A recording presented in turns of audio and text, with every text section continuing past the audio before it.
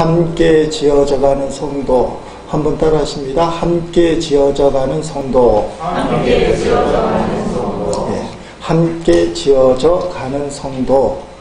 완성됐다는 말이 아니고 과정 중에 있다. 그러니까 아직도 건물로 예를 들면 건축 중에 있다. 그 말씀으로 오늘 은혜를 받기를 원합니다. 영국의 한 신문사에서 다음과 같은 질문을 걸고 가장 현명한 답을 공모하였습니다. 우리식으로 문제를 재구성하면 이런 겁니다. 김해에서 서울까지 가는 가장 빠른 방법은 어떤 방법인가? 김해에서 서울로 가는 가장 빠른 방법. 시대가 좀 오래된 이야기라서 그때 많은 사람들이 응모를 했는데, 요새 말로 하면 비행기를 타고 가는 것을 열기구를 타고 김해에서 서울 가는 게 제일 빠릅니다. 어떤 사람은 지도를 딱 펴놓고 가장 단선거리를 선을 쫙 그어놓고 그 단선거리로 가면 그게 제일 빠릅니다. 기상천외한 답들이 마구 쏟아졌습니다. 그런데 1등이 뽑혔습니다. 의외의 답이 뽑혔는데도 불구하고 많은 사람들이 옳다, 그렇다 하고 고개를 끄덕일 수밖에 없는, 수긍할 수밖에 없는 답이 1등으로 뽑혔습니다. 그 1등의 답이 어떤 답인가? 좋은 친구와 함께 가는 것이다. 그게 답이에요. 김해에서 서울까지 가는 가장 빠른 방법은 좋은 친구와 함께 가면 먼 거리라고 할지라도 그걸 짧게 느낀다. 그게 좋은 친구와 함께 가면 아무리 먼 길이랄지라도 빨리 가는 느낌으로 가게 된다. 그러면 나쁜 친구와 가면 어떻게 해요? 가까운 데 가더라도 먼 길처럼 느껴진다. 뭐 그런 뜻일 겁니다. 저는 이 답을 생각하면서 이거보다 더 정확하고 확실한 답이 있다. 좋은 친구와 함께 가는 게 가장 행복하고 빠른 길이라고도 볼 수 있지만 가족과 함께 가는 길이다. 이렇게 주장을 하고 싶어요. 이렇게 말씀을 드리니까 각양각색의 표정들이 나오는 걸 보게 됩니다. 우리 가족이 서울에 함께 가는구나. 신난다. 행복하다. 같이 갔으면 좋겠다. 기대가 된다. 이런 가정은 행복한 가정이고, 아빠 엄마하고 또 서울 같이 가야 돼. 괜히 화가 나고 짜증이 나고 생각만 해도 부담이 되고, 이거 서울까지 왜 같이 가지? 뭐 이러면 좀 불행한 가정이 아닐까, 그런 생각을 해봅니다.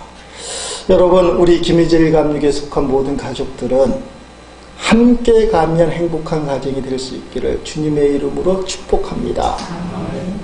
어른들이야 다 하면 하지만 애들이 문제지요. 여러분, 가족이 어디를 갈 때 함께 한다. 이게 기쁘고 즐거운 거. 여러분, 왜 그렇습니까? 가족끼리 가는 게 설령 불행하고 어렵다 할지라도 가족은 끊을래야 끊을 수 없는, 절대 포기할 수 없는 게 가족관계라는 거예요. 자식이 속을 썩이고 마음을 상하게 한다고 자식을 포기할 부모는 이 세상에 없습니다. 거꾸로 부모님이 마음에 안 든다 할지라도 부모님을 포기할 자식도 이 세상에는 존재하지 않습니다. 그래서 부모에게 효대하면 이 땅에서 잘 되고 장수할 것이다 라고 에베소서 6장 3절에 말씀하고 있는 거예요. 부모님을 잘 섬겨야 된다. 여러분, 오늘 본문에 보니까 교회의 구성원들을 가리켜서 하나님의 권속이라고 표현하고 있습니다. 요새는 대표 기도할 때 이런 표현을 안 씁니다만, 오래전에는 이 어르신들이 대표 교회 기도할 때 우리 교회 권속들을 붙들어 주옵시고 우리 교회 식구들을 권속이라는 표현을 많이 썼습니다. 하나님의 가족이다 그 말이에요. 오늘 본문 19절 제일 끝나는 말씀에 하나님의 권속이라는 단어가 있습니다. 헬라어로 보면 오이케이오이라는 그런 헬라어인데 믿음의 가정들, 자기 가족이라고 다른 성경에서는 번역을 하고 있어요. 근데 오늘 에베소서에서는 2장 19절에 하나님의 권속, 하나님의 가족, 하나님의 식구들, 이런 표현입니다. 개정성경 외에 쉬운 성경, 공동번역, 현대인의 성경을 봐도 다 가족이라 그렇게 표현하고 있습니다. 하나님이 직접 만드신 제도, 공동체가 두 개가 있는데 그것은 바로 가족과 교회라는 거예요. 이건 하나님이 만들었어요. 그러니까 사람이 쪼개면 안 돼요. 교회도 사람이 쪼개면 안 되고 가정도 사람이 쪼개면 안 돼요. 왜냐하면 하나님이 손수 만드셨기 때문에 그렇습니다. 저는 오늘 말씀을 통해서 우리 김혜질 감리교의 온 식구가 우리는 서로를 절대로 포기할 수 없는 하나님의 가족임을 분명히 깨닫고 더욱 사랑의 씨앗을 뿌리기 위해 애쓰는 그런 하나님의 가정이 되기를, 결단하는 시간이 되기를 기대를 합니다. 포기할 수 없는 관계예요. 2004년도 가을에 개봉한 가족이라는 영화가 있습니다. 우리가 그 영화 장면을 잠깐 보겠습니다. 편집된 장면인데 잠깐 동안 영화를 한번 보도록 하겠습니다. 미용실을 취직했어요. 돈 좀 모아둔 거 있어서 지방 내려와서 미용실 하나 늘렸고요. 서울에서 그래도 지방에서 쉽게 낼 수 있어요. 전화번호 적어놓을 테니까 언제 한번 오세요. 언제 나갈 거야?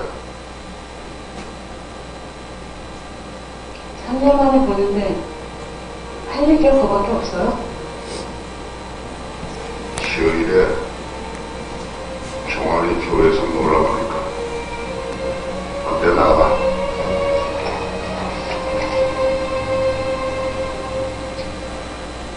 내일 나가.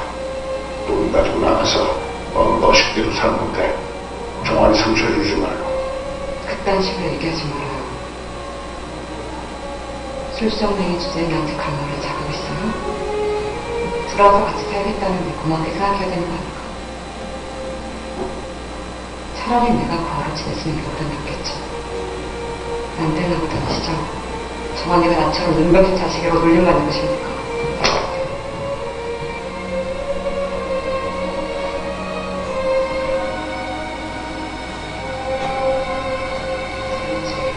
아버지는 눈만 안 다쳤어도 이렇게까지 고생하면서 살면 하잖아. 경찰이 그만두지도 않았을 테고. 핑계 댈 거면 경찰의 시작부터 됐죠. 경찰께서는 다치더라 뽑지도 않았고 학교에서 다치게 하냐. 넌 예산대 아버지가 말하는 것을 잘 믿는데 네가 머리카락 가진다고 가위 들고 지방 먹고 오다가 가위가 네가 되기에 너무 무거웠었나 봐. 아버지 눈수침에서 떨어졌어.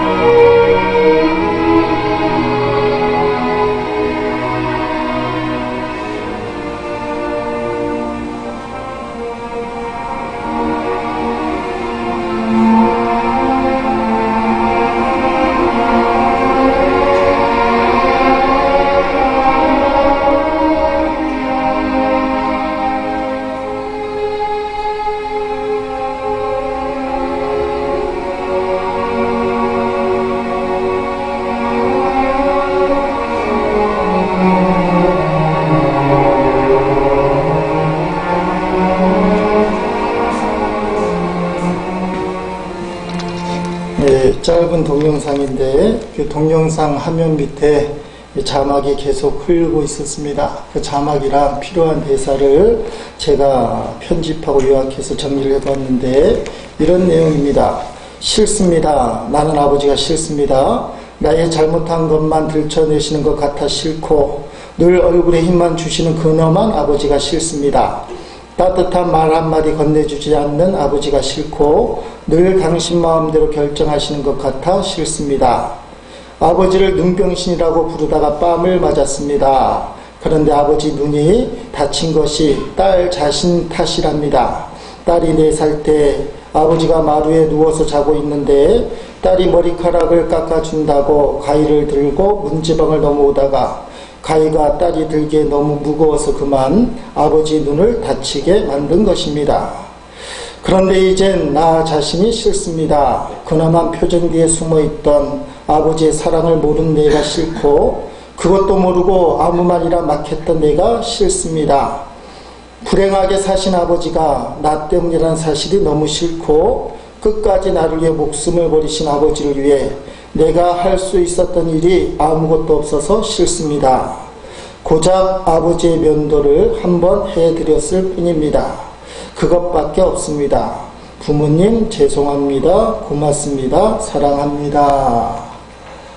가정의 달에 보여줄 만한 그런 동영상이긴 한데 오늘 가족에 대해서 교회가 하나님의 가족인 것에 대해서 말씀을 나눌 때 여러분 우리는 사랑을 하고 있습니다. 예수 그리스도의 십자가 보혈로 형제 자매된 한 가족이라는 겁니다. 이 가족의 아버지가 누구냐? 하나님 아버지. 한번 불러봅니다. 하나님 아버지. 이게 다 하나님 아버지. 남녀노소 빈부귀천을 따라서 교회만 나오면 하나님을 아버지라고 부르는 거예요. 우스운 에피소드가 있습니다. 아들이 먼저 교회를 다니고 아버지가 좀 늦게 교회를 다니기 시작을 했습니다. 아버지가 교회를 한 3주쯤 나갔을 때에 맨날 식사 기도를 아들이 하는 겁니다. 아버지가 어느 날 마음속에서 자기도 식사 기도를 한번 해보고 싶다. 그런 마음이 드는 거예요. 밥상을 차리고 그날 아침에도 아들이 식사 기도를 하려고 하는 순간에 야 이놈아 나도 기도 좀 하자. 이렇게 말을 내뱉었어요. 그 이야기를 듣는 아들이 아버지가 기도하신다고요? 아버지가 식사 기도한다면야 말릴 수 없죠. 그것처럼 좋은 일이 어디 있습니까? 아버지가 이번에 식사 기도 좀 하십시오. 그 양보를 했어. 아버지가 식사 기도를 하는데 이런 하나님 형님이시여 이렇게 기도하기 시작하는 거예요. 그러니까 아들이 아버지 기도를 갑자기 딱 맞고 말리기 시작하는 거예요. 아버지 어떻게 하나님을 형님이라고 합니까?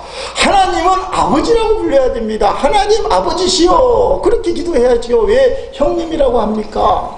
근데 아버지가 근엄한 표정을 지으면서 이놈아 너는 족보도 모르느냐? 너가 아버지한테 하나님한테 아버지라고 얘기하면 나한테는 형제지간이 아니지 않냐? 형제지간이니까 나는 형님이라고 불러야지. 식사기도 하는데 하나님을 어떻게 부르냐 때문에 아들하고 아버지가 이제 옥신각신 한판 붙게 생긴 거예요. 족보 타령하다가. 여러분 교회에 오면 누구든지 하나님을 아버지라 불러요. 누구든지 하나님을 아버지라 부르는 것이 바로 교회라는 거예요. 여기서 그렇기 때문에 누구든지 남녀노소 빈부귀천을 떠나서 우리는 형제 자매, 우리는 한 식구라는 것입니다. 여러분 그러면 하나님은 아버지면 어머니는 도대체 어디 계신가? 요새 또 어머니 하나님 교회가 우리 옆에 있어갖고 머리를 아프게 하긴 하지만 교회의 어머니는 도대체 어떤 분일까? 여러분 교회의 신앙의 어머니, 하나님이 아버지라면 신앙의 어머니, 그것은 바로 교회다. 따라합시다. 어머니 교회. 그 아버지는 하나님, 어머니는 교회다. 이거는 초대교회 교부였던 사이프리안이 한 말이에요. 교회를 당신의 어머니로 가지지 않는 한 하나님을 당신의 아버지로 가질 수 없다. 하나님을 아버지라 고백하는 사람은 교회를 어머니처럼 사랑하게 되어 있다. 하나님을 사랑한다고 하는 사람은 교회를 사랑하게 되어 있다. 하나님을 아버지로 사랑한다고 얘기하면서 교회를 어머니처럼 대접하지 않는 사람은 하나님에 대한 사랑이 잘못될 수 있다. 하나님을 사랑한다면 교회를 사랑하는 것이 마땅하다. 그렇게 표현을 하는 겁니다. 한때 유럽의 젊은이들 가운데 이런 구호가 유행한 적이 있습니다. Jesus, yes, church, no. 제가 영어 발음이 좀 안 좋긴 한데, 예수님 좋습니다. yes. 교회 안 돼. 교회는 안 돼. 예수님은 극히 존경할 만한 대상이지만 눈에 보이는 교회는 실망스러워요. 존경할 수가 없어. 예수님은 우리가 오케이 하지만 교회에 대해서는 우리가 오케이 할 수가 없다. 교회에 대해서는 우리가 존경심을 표할 수가 없다. 이런 분도 있습니다. 하나님의 살아계심을 믿고 그리고 하나님을 매우 사랑한다고 이야기하는데 막상 교회는 출석하지 않아요. 왜 그렇습니까? 물어보니까 교회를 마음에 두지 않고 마음속에 교회를 두었기 때문이다. 이게 말장난 같은데 교회를 마음속에 두지 않고 마음속에 교회를 두었기 때문에 개인적으로 하나님과 친밀한 교제를 나누고 믿음을 유지하고 있습니다. 차라리 진실된 마음으로 혼자 하나님을 믿는 게 낫지 교회를 찾아가면서 사람들과 부대끼며 상처를 받고 고통을 당하면서 뭐하러 신앙생활 하느냐. 마음속에 교회를 두고 나는 홀로 하나님을 믿는다. 실제로 교회가 지금 사회로부터 비판을 받고 있습니다. 소금과 빛의 사명을 감당해야 하는 성도들이 부끄럽고 수치스러운 일을 함으로 맛없는 소금, 맛을 잃어버린 소금이 땅에 버려져 사람들 발에 밟히는 것처럼 성도들이, 교회들이 세상의 조롱거리, 시비거리, 비판거리가 되어 있는 것이 사실입니다. 그렇기 때문에 때로는 교회 다니는 것이 창피해요. 목사인 것이 창피할 때가 있어요. 따지고 보면 다 목사들이, 영적 지도자들이 잘못해서 그래요. 그러니까 여러분, 제가 목사를 대표해서 죄송합니다. 교회가 정말 하나님의 교회가 이럴 수가 있을까 할 정도로 타락하고 부끄러울 때가 있어. 그럼에도 여러분, 우리가 아버지 어머니를 포기할 수 없는 것처럼, 하나님 아버지를 포기할 수 없는 것처럼 어머니 교회를 포기할 수 없다는 거예요. 인터넷에 싱가포르 제자들의 교회 소식통인 민들레 통신이라는 블로그가 있어요. 그 블로그 안에 어떤 분이 이렇게 이야기하는 겁니다. 생각해보면 때로 어머니는 저에게 상처를 주시기도 했습니다. 언행이 일치하지 않는 모습 때문에 실망한 적도 있습니다. 항상 기도하셨지만 때로는 세속적인 바람을 더 중요하게 생각하셨습니다. 항상 완벽한 어머니는 아니셨습니다. 그러나 한 가지 확실한 것은 어머니는 저에게 생명을 주셨고 저를 누구보다 사랑해 주셨습니다. 어머니가 없이는 저는 존재할 수 없었을 것입니다. 교회도 마찬가지입니다. 수십 년 동안 교회를 다니면서 보아서 안 될 것들을 교회에서 보았고 들어서는 안 되는 것들을 들었습니다. 인생에서 가장 큰 상처도 교회 안에서 받았습니다.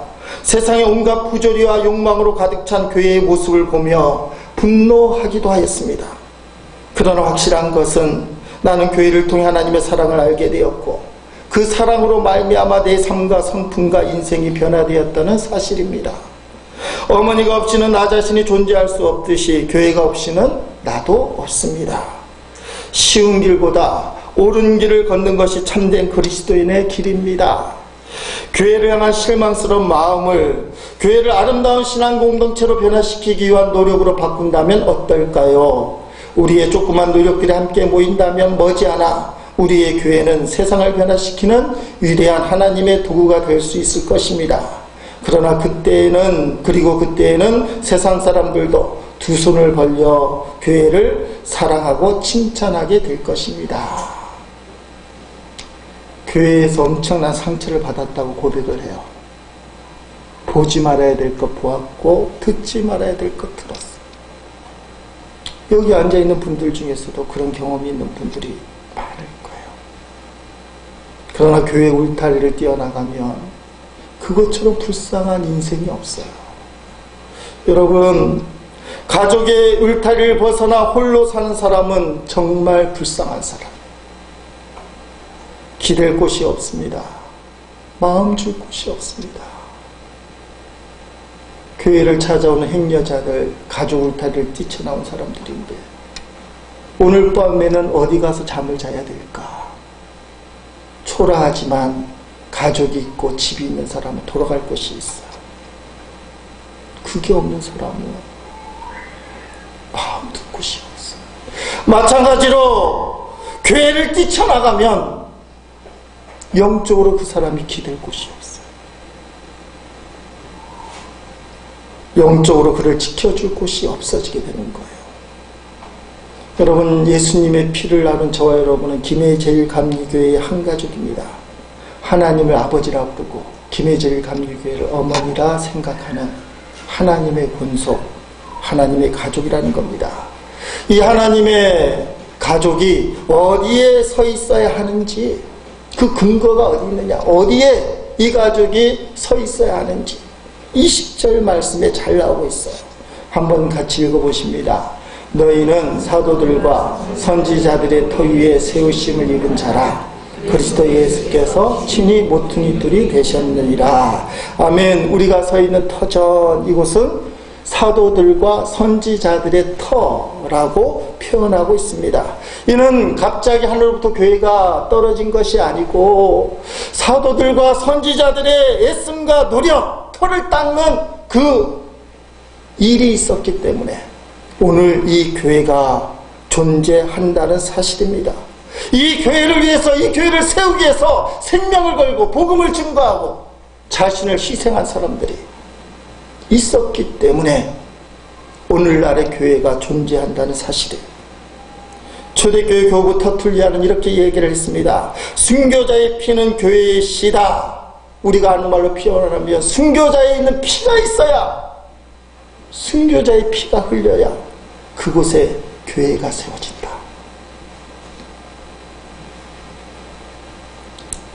교회가 그냥 세워지는 것이 아니라 누군가는 생명을 걸고 피를 흘렸다는 사실이에요. 초대교회도 사도들의 순교로 세워졌고 오늘 한국교회도 순교자의 피로 세워져서 이 정도의 부흥을 일구게 된 거예요. 한국을 위해 죽은 최초의 순교자는 토마스 목사님이십니다. 여러분, 우리 국사에도 나오는 이야기죠. 1866년 9월 3일 날 미국 상선 제너럴 서머를 타고 이 토마스 목사님이 평양에 가려고 대동강을 타고 들어가는 도중에 여러 가지 일들 중에 토마스 목사님과 제너럴 서머너의 사람들이 붙잡혔어. 배는 불탁 속에서 죽은 사람도 있고 살아난 사람들 끌려서 참수를 당했어. 한 사람 한 사람씩. 토마스 목사님이 참수를 다는데 참수를 하는 그 칼을 잡은 사람 이름이 박충건 씨라는 사람이에요. 박충건 씨가 칼을 들고 토마스 목사님 내리치려고 할 때 토마스 목사님이 이렇게 얘기했다는 겁니다. 한문 성경을 건네주면서 하나님은 당신을 사랑하십니다. 그리고 무릎을 꿇고 이렇게 기도했다는 겁니다. 하나님, 이 사람은 자기가 하는 일을 아무것도 모르니 용서하여 주시옵소서. 제가 당한 이 일로 조선 땅에 뿌린 복음들이 열매를 맺게 하여 주옵소서. 그리고는 참수를 다해. 여러분, 토마스 목사님의 이 기도대로 나중에 박충건 씨가 기록에 의하면 한 30년쯤 지났다가 선교사님을 찾아와서 고백을 한다는 거예요. 그 일을 잊을 수가 없습니다. 예수 믿고 또 일설에는 목사님이 되었다는 표현도 있는데 그렇진 않아요. 복음 전하는 전도자가 되었다는 겁니다. 또 이 토마스 목사님이 대동강변을 가면서 머무르던 곳 한문 성경을 자꾸 배포를 했어요. 그래서 한문 성경을 사들인 사람이 이걸 어떻게 쓸까, 요상한 책을 어떻게 쓸까 하다가 여관방에다가 팔았답니다. 여관 주인이 이 한문 성경을 어떻게 쓸까 하다가 도배를 하기 시작했대요. 여관방에다가 도배질을 했는데 아마 이 사람이 글을 모르는 사람인 것 같아요. 그랬더니 그 여관방에 머무는 소년들이 누워서 보니까 이상한 말들이 쓰여 있어. 하나님이 세상을 이처럼 사랑하사, 한문으로 되어 있는. 근데 그 성경을 읽다가 한문 성경으로 도배된 그 도배지 한문 성경을 읽다가 예수를 만난 사건들이 나중에 보고가 되기 시작하는 거예요. 여러분, 한국교회가 세워지는 데까지는 토마스 목사님과 같은 순교자들이 있어요. 그냥 세워진 게 아니에요. 오늘 우리 김해제일감리교회가 세워진 이 터전위에는 순교자 같은 희생들이 있어요. 저는 지금도 기억합니다. 13년 전에 부산제일교회에서, 그 교회는 돈을 쌓아놓는 교회가 아니에요. 급하게 1억 4천 정도를 토지개발공사에 줘야만 이 자리를 우리가 지키게 되어 있었어요. 그래서 갑자기 교회에서, 부산제일교회에서 돈을 모으는데 모아놓은 돈이 없잖아요. 큰 교회라도 적립된 돈이 없으니까 답답해요. 당시 한 집사님이 1억 원을 무명으로 헌금했습니다. 목사님 알고 저 알고 그분만 알아요. 성도들은 몰라요. 1억 원을 헌금하셨어요. 이 땅을 구입하고 김해제일교회가 개척이 된 거예요. 여러분, 1억 헌금이 무명으로 한다는 거 쉽지 않아요. 지금 여러분이 앉아있는 이 터전 위에 그분의 피가 묻어있는 거예요. 사람들이 몰라도 좋습니다. 하나님만 아십시오. 그냥 목사만 아는 거예요. 오늘 말씀 속에 보니까 또 이런 터 위에, 터들이 중심이 뭐냐, 모퉁이돌로 표현되어 있는 예수 그리스도, 그렇게 표현하고 있습니다. 20절 말씀에 그렇게 얘기하죠. 예수께서 친히 모퉁이돌이 되셨느니라. 모퉁이돌이 뭐예요? 건물을 지을 때 벽과 벽이 마주치는 곳, 벽과 벽이 시작되는 곳. 그때 건축법이 그렇게 됐나 봐요.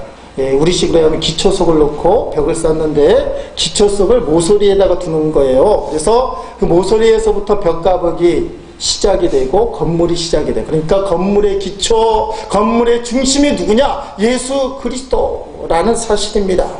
그러므로 예수님이 교회의 기초, 우리 가족의 기초, 김해제일감리교회의 기초 중심이라는 거예요. 그런데 재미있는 표현이 있습니다. 21절, 22절 말씀에 오늘 말씀의 제목이기도 한데, 성도들을, 우리 가족들을 건물이라고 얘기하는데 뭐라고 표현하느냐? 예수님을 중심으로 세워져 가고 있는 성전이라고 말씀하고 있습니다. 자, 21절, 22절 말씀 함께 읽겠습니다. 그의 안에서 건물마다 서로 연결하여 주 안에서 성전이 되어가고 너희도 성령 안에서 하나님이 거하실 처소가 되기 위하여 그리스도 예수 안에서 함께 지어져 갑니다. 아멘. 자, 아직 완경된 성전이 아니라 함께 지어져 가는 성전. 어려운 말인데요. 함께 지어져 가는 성전. 한번 해봅니다. 시작. 함께 지어져 가는 성전. 아, 대단해요. 틀리지 않고. 함께 지어져 가는 성전. 완성품이 아니라는 거예요. 여러분, 그래서 교회 안에서 서로를 바라볼 때 조심해야 될 것이 있어요. 상대방이 완성품이 아니기 때문에 그가 완성품이기를 기대하면서 바라봐서는 안 된다는 사실이에요. 내가 생각하기에는 권사님, 집사님 이렇게 하셔야 되는데 아니라는 거예요. 왜냐하면 권사님, 집사님, 때로는 목사조차도 여러분이 기대하는 완성품이 아니라는 거예요. 아직 미완성입니다. 아직 과정 중에 있습니다. 그래서 허물이 있고 아쉽고 모자란 부분이 있습니다. 아직도 완성되지 않았기 때문에 어느 구석인가는 아쉽고 모자란 게 있다는 거예요. 아직 부족하고 다듬어지지 않은 날카로운 부분 때문에 서로 상처를 줄 수 있습니다. 그러나 기억하십시오. 상처를 받는다고 생각하는 나조차도 아직 공사 중인 미완성의 성도이기 때문에 나도 날카로운 면이 있어서 다른 사람을 찔러대고 상처를 준다는 사실을. 그러므로 교회는 진행되어져 가는 그런 공사 중에 있는 성전인데 이 교회 안에서는 서로가 서로를 상처를 줄 수밖에 없다는 거예요. 그러면서 함께 지어져 간다는 겁니다. 주님이 그렇게 해주신다는 거예요. 상처를 주고받지만 점점 하나님이 기뻐하는 성전으로 완성되어지는 것이 오늘날의 교회라는 거예요. 여러분의 가정도 마찬가지예요. 아버지가 완성체가 아니에요. 어머니가 완성체가. 여러분의 자식들은 더더구나 완성체가. 완성체를 기대하고 가족을 대하면 무너집니다. 그러나 아직 가능성이 있는 미완성체예요. 우리가 주님 안의 상가족 김해제일감리교회의 권석이라 얘기할 때 이 시각이 먼저 전제가 되어 있어야 돼요. 아, 저 권사님이 이런 부분 완성이 되어 있지만 이 부분은 부족하구나. 아, 저 집사님이 이런 것들은 참 잘하는데 이쪽 부분은 아직 덜 성숙되어지셨구나. 당연하다. 따라합시다. 당연하다. 그게 마치 큰일인 것처럼 흠을 집어내고 허물을 들춰내는 거는 말씀을 모르는 거예요. 오늘 본문 말씀하잖아요. 함께 지어져가는 성전이지 이미 완성된 성전이 아니라는 사실입니다. 22절 끝부분에 분명히 얘기하잖아요. 그리스도 예수 안에서 함께 지어져 가느니라. 함께 지어져 가고 있다 이 말이에요. 하나님 우리에게 허락하신 김해제일감리교회를 위하여 함께 지어져가는 성도들이 되시기를 주의 이름으로 축복합니다. 우리 옆 사람하고 인사하십시다. 함께 지어져 갑시다. 이제부터는 부족한 것 보이면 그 부분만 더 지어주면 된다 이렇게 생각하면 돼요. 아쉽다 이런 말 할 필요가 없어요. 지금으로부터 1년 전쯤에 2012년 4월 16일 월요일에 서울 정동에 있는 성공회 예배당에서 한 장례식이 열렸습니다. 강원도 태백에 예수원을 설립하고 평생을 헌신한 고 대천덕 신부님의 사모님 아내였던 현재인 사모님의 장례식이었습니다. 이 현재인 사모님의 원래 본명은 제인 토레이라요. 제인 토레이. 그래서 제인을 현재인 한국식으로 이름을 그렇게 부르었습니다. 여러분 이 현재인 사모님은 미국에서 대학 다닐 때 메이킨으로 뽑힐 만큼 미모가 뛰어나신 분이고 미술학도였다는 거예요. 그런데 대천덕 신부님을 만나서 결혼하는 바람에 1957년 결혼하고 당시에 땅끝이라고 생각하는 한국 땅에 이 부부가 들어오게 된 겁니다. 여러분 그 당시 57년 한국 사회가 어떤 사회입니까? 전쟁의 상처가 아무지 않은 절망과 고통의 땅이었어. 미국의 입장에서 보면 땅끝이 바로 한국이었어. 한국 땅에 온 그들은 8년 후에 1965년에 당시 한국에서 땅끝으로 여겼던 태백시 하사마리의 외나무골, 표현도 참 기가 막혀. 외나무골이라는 산골짜기로 들어갔습니다. 거기서 한국의 영성훈련의 요람인 예수원을 설립하고 돌아가실 때까지 경건운동을 펼쳤어요. 바로 그 태백이 예수원이 모시고 대청도 신부님과 현재인 사모님의 고향이 되었습니다. 여러분 이분들은 미국에서 보장된 삶을 포기했어요. 충분히 잘 살 수 있는 것을 뒤로하고 그 당시에 땅끝인 한국 땅으로 왔어요. 그리고 8년이 지난 다음에 많은 사람들이 서울로 갈 때에 대천덕 신부님과 현재인 사모님은 한국 땅에서 땅끝인 태백 땅으로 들어가셨어요.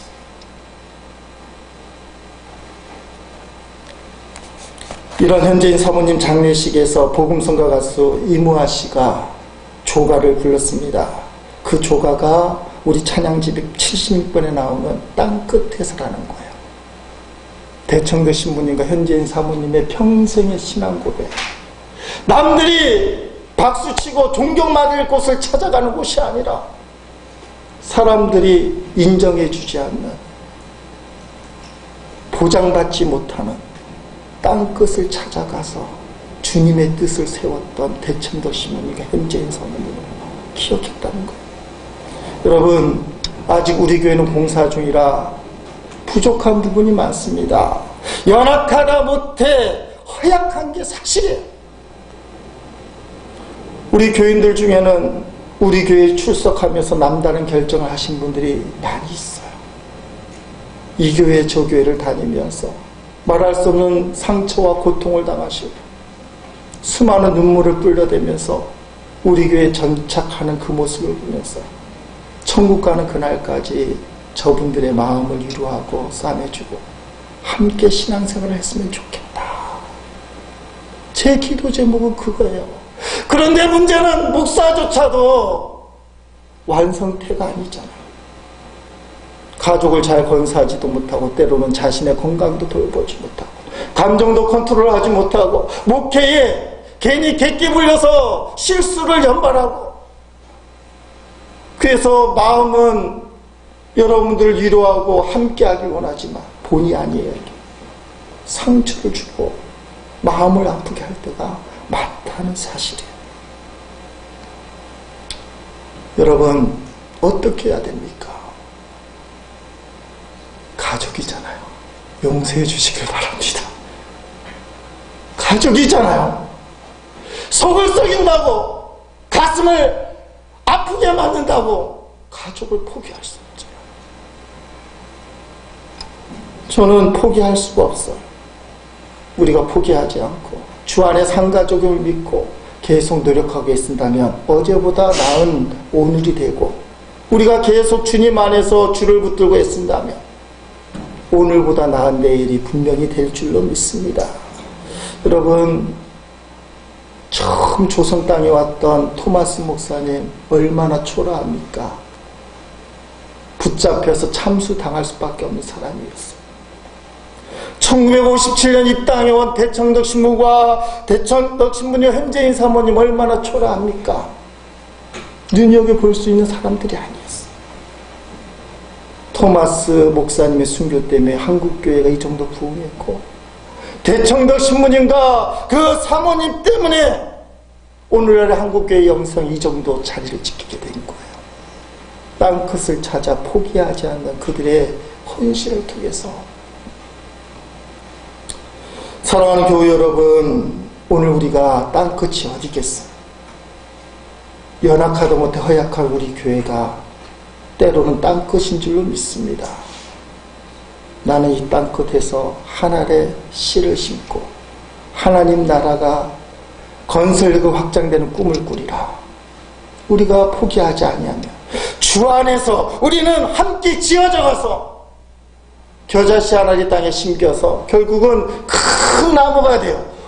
하늘나는 많은 새들이 깃들게 되는 것처럼 우리 교회도 반드시 그런 역사가 있을 줄로 믿습니다.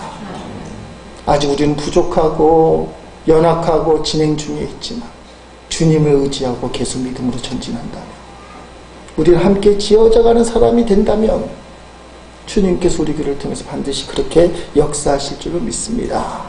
여러분, 찬양지 76번 보십니다. 가사를 먼저 한번 같이 읽어보겠습니다. 주께서 주신 동산에 땀 흘리며 씨를 뿌리며 내 모든 삶을 드리며 날 사랑하시는 내 주님께 비바람 앞을 가리고 내 육체는 세잔해져도 내 모든 삶을 드리리. 내 사망은 내 주님께. 땅끝에서 주님을 맞으리. 주께 드릴 열매 가득 안고 땅끝에서 주님을 배우리. 주께 드릴 노래 가득 안고 땅의 모든 끝 찬양하라. 주님 오실 날 예비하라. 땅의 모든 끝에서 주님을 찬양하라. 영광의 주님 곧 오시리라. 아멘.